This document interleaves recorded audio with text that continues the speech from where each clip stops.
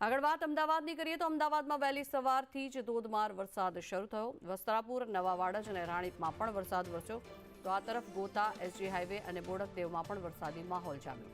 Sindhu Bhavan road, Kalupur અને રાયપુરમાં પણ વરસાદ પડ્યો ત્યારે જમાલપુર, ખાડિયા અને રાયખડમાં પણ વરસાદ વરસ્યો હતો। નિકોલ, નારોલ, નરોડા અને ઠક્કરનગર, અમદાવાદના અનેક આસપાસના વિસ્તારોમાં પણ વરસાદી માહોલ જામ્યો હતો।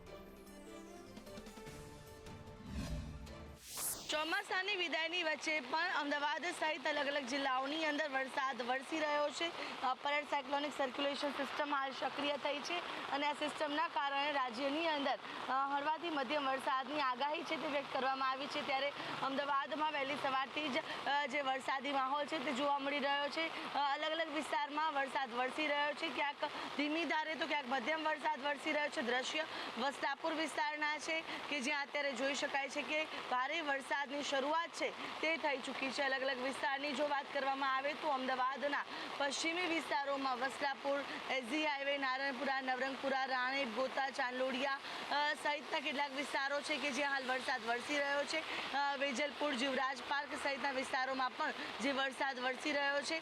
અમદાવાદ પૂર્વમાં પણ વહેલી સવારથી જ વરસાદી માહોલ જોવા મળી રહ્યો છે।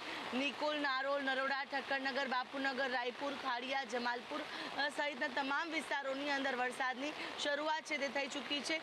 ગાજવીજ અને પવનની સાથે આ વરસાદ વરસી રહ્યો છે।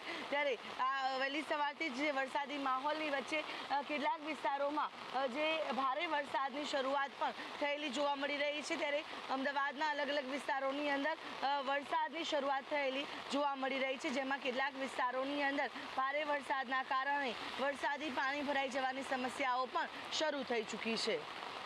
કેમેરા પર્સન મનીષ વાણિયા સાથે આયુષી યાજ્ઞિક, સંદેશ ન્યૂઝ, અમદાવાદ।